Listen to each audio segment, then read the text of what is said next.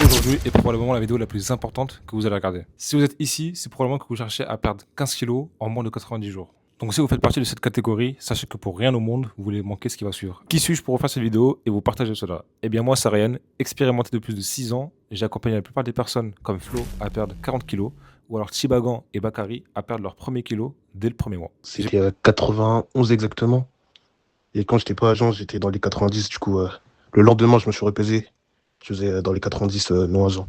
Et là, aujourd'hui, je me suis pesé pas agent. J'étais dans les 89. J'ai passé 2 années intensives à me former sur la perte de poids, la musculation, la morphoanatomie et tout ce qui englobe le sujet de la musculation. La majorité des personnes pensent que pour perdre du gras, il suffit juste de manger moins et bouger plus. Le problème, c'est que cette approche fonctionne pendant quelques jours, voire quelques semaines. Puis ensuite arrive la fatigue, les fringales, la vie sociale et tout recommence. Donc au lieu de te faire souffrir pendant 2 semaines, je te mets en place une méthode qui va te permettre de perdre du gras facilement et intelligemment, sans sacrifier ta vie sociale ni passer des heures à la salle de sport. C'était tout pour cette introduction, passons dans le vif du sujet. Comment perdre 15 kilos en moins de 90 jours sans faire de régime ni passer des heures à la salle de sport. Donc là ici j'ai commencé par illustrer 4 repas et un repas. Donc ici, qui dit 4 repas dit 4 pics d'insuline, et qui dit un repas dit un seul pic d'insuline.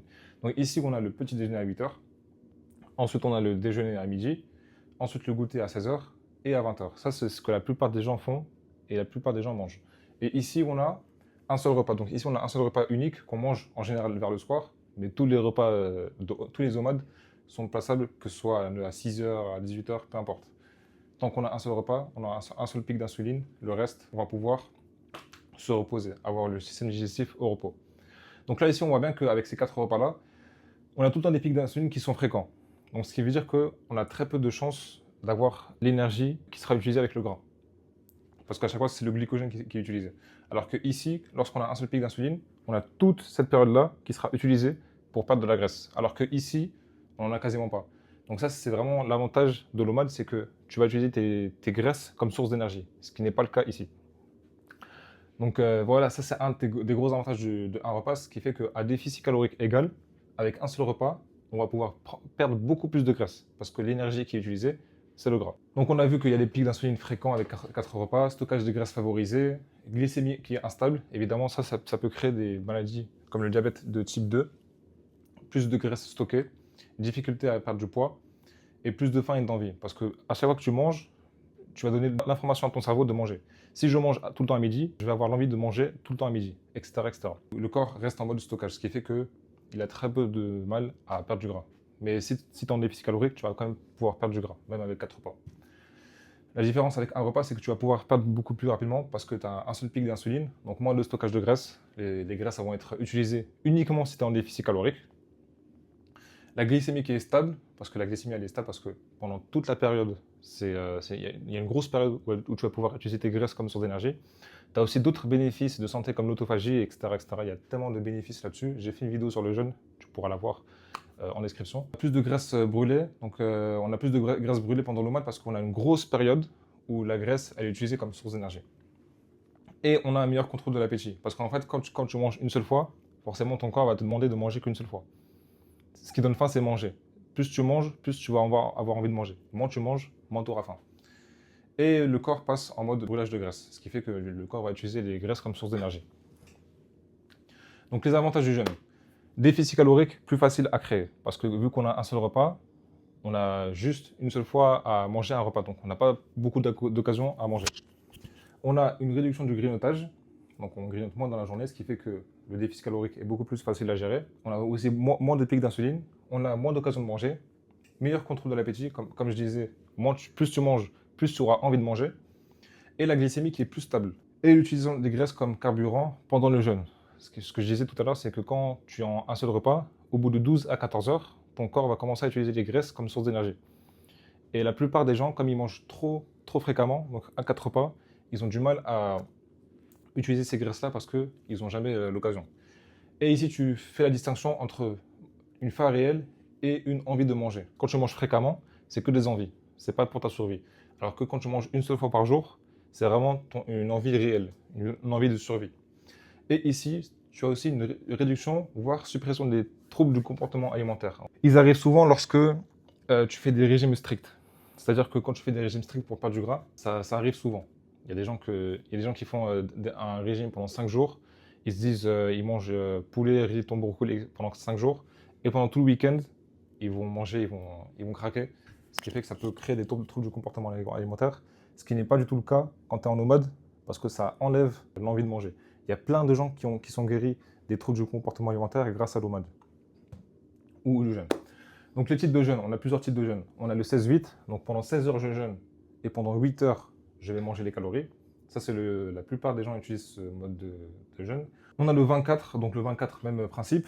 Pendant 20 heures tu vas jeûner et pendant 4 heures tu vas manger des calories. Et l'OMAD, le classique, hein, un seul repas par jour, donc 23 heures de jeûne en général et 48 heures sans manger. Donc ça c'est un truc incroyable pour booster la perte de poids. Même niveau santé, on a des bénéfices incroyables avec le 48 heures fast. Le 72 heures prolongé, donc ça c'est un jeûne plus prolongé. C'est un jeûne aussi qui aide beaucoup à la perte de gras car on a beaucoup plus de périodes où tu vas pouvoir brûler des graisses. Même les niveaux santé, j'en parle pas. Au-delà de 72 heures, donc là au-delà de 72 heures, c'est ce qu'on appelle les prolong fast. Donc c'est à ce moment-là où il va falloir se supplémenter en sel et minéraux. Donc le déficit calorique, c'est très simple.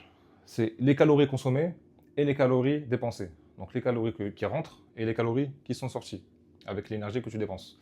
Donc ça, c'est les calories que tu consommes, hein, les aliments que tu manges, et les calories qui sont dépensées avec l'activité physique, avec ça, donc, comme je vais le montrer ici. Donc ici, on a le BMR. Le BMR, c'est l'énergie que tu utilises juste pour vivre, pour rester debout, pour faire battre ton cœur, pour l'énergie de base. C'est les dépenses de base nécessaires au fonctionnement vital. Respirer, circulation, organes, etc. etc. Ensuite, ça fait partie des 50-75% des calories out. Donc ça existe déjà. On va pouvoir voir aussi comment augmenter le BMR. Le NEAT. Donc le NEAT, ça c'est les dépenses liées aux activités du quotidien. Donc c'est tout ce qui est marcher, bouger, les activités au quotidien. La thermogénèse. Donc la thermogénèse, c'est les calories qui sont utilisées pour la digestion. Parce que pour la digestion, il va falloir utiliser des calories. Donc la digestion, elle est très énergivore en général pour les calories, surtout en nomade. L'OMAD, il booste la thermogénèse, ce qui fait que tu vas pouvoir perdre plus de gras. Et ensuite, on a l'exercice. L'exercice, ça représente 5%. Bon, il peut évoluer selon l'exercice que tu fais, mais ça, c'est les calories qui sont brûlées pendant l'entraînement. On voit qu'en fait, l'exercice, c'est juste un outil pour creuser le mécanisme unique de base. On voit que pour perdre du gras, c'est juste une question de déficit calorique. L'exercice, ça va juste aider à pencher la balance du côté de out ou du in. Les calories out, c'est ce qui va aider à creuser le déficit calorique. Même si tu manges beaucoup, si tu as une grosse dépense calorique, tu vas pouvoir perdre plus de gras.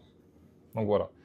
Ça, c'est vraiment le mécanisme le plus important pour perdre du gras. Sans déficit calorique, on ne peut pas perdre de gras. Mais ce qu'il faut savoir aussi, c'est qu'en fait, ici, on a 120 calories et ici, on a 120 calories. Mais pourtant, la satiété, elle sera différente. Ce qui fait qu'en fait, ici, on va pouvoir plus manger et on sera plus rassasié. Alors qu'avec une seule cuillère d'huile d'olive, j'ai 120 calories, je serai beaucoup plus rempli avec ça qu'avec ça. Ce qui fait qu'en fait, il faut prioriser ces aliments-là pour la perte de gras plutôt que l'huile d'olive. Parce que l'huile d'olive, tu peux en prendre plusieurs et augmenter le total calorique. Alors qu'ici, tu as 120 calories et pourtant tu seras beaucoup plus plein. Tu auras moins envie de manger. Il faut bien prendre en compte que la cuillère d'huile d'olive, c'est celle-là qui va te faire grossir. Il n'y a pas que l'huile d'olive, il y a aussi les avocats, d'autres aliments qui sont très caloriques, notamment les gâteaux et les produits industriels. Alors qu'en fait, ici, il faut prioriser les fruits et légumes. Parce que c'est les fruits et légumes. Bon, là, c'est un petit peu exagéré. Hein. Il n'y a pas 120 calories dans tout ça. Hein. Mais c'est juste pour vous faire comprendre que les fruits et légumes que vous devez prioriser pour vraiment augmenter la satiété. Si vous êtes surtout quelqu'un qui aime bien manger. Mais si vous n'avez pas de problème avec ça, vous pouvez prendre des cuillères d'huile d'olive. Tout est une question de quantité.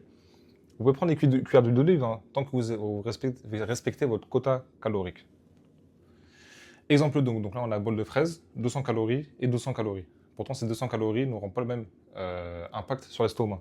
Les 200 calories de fraises, ils vont beaucoup plus me rassasier que les 2 cuillères de beurre de cacahuète. Alors en fait, il faut juste prioriser ces aliments-là. Pareil, hein. Exemple 3, gros salade de popcorn. Donc ici on a 190 calories de popcorn et ici on a 190 calories de chocolat. Donc en fait, pour te rassasier, si tu es quelqu'un qui aime bien manger, il faut prioriser les aliments à haute densité calorique. Donc en fait, il faut aussi savoir que les macronutriments, ils n'ont pas tous les mêmes calories. Pour 1 gramme de protéines, on a 4 calories. Pour 1 gramme de glucides, 4 calories. Et pour 1 gramme de lipides, on a 9 calories. Donc pour les personnes qui sont en prise de muscle, il faudra prioriser les lipides parce qu'ils ont beaucoup de calories.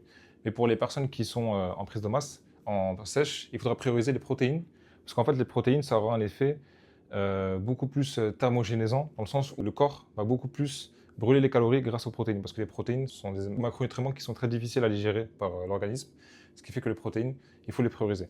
Les glucides, non, il faut en prendre, mais pas trop parce qu'en fait, ça va faire monter l'insuline, ce qui fait que ce sera beaucoup plus lent pour commencer à perdre du gras et utiliser les graisses comme source d'énergie, alors qu'avec les lipides, ça va pas beaucoup spiker l'insuline, mais les glucides, si. Donc ce que vous pouvez faire, c'est combiner l'OMAD avec les glucides. Parce qu'en fait, les glucides, ça va faire spiker l'insuline. Et si vous réduisez les glucides, ça va descendre la pente de l'insuline. Ce qui fait que le brûlage des graisses va passer beaucoup plus rapidement que si vous réduisez les glucides. Comment connaître le nombre de calories que je mange? C'est très simple. Il y a des applications comme Yazio, comme MyFitnessPal, d'autres applications où vous pouvez traquer vos calories. Donc vous rentrez ce que vous mangez ici, vous avez plein d'aliments.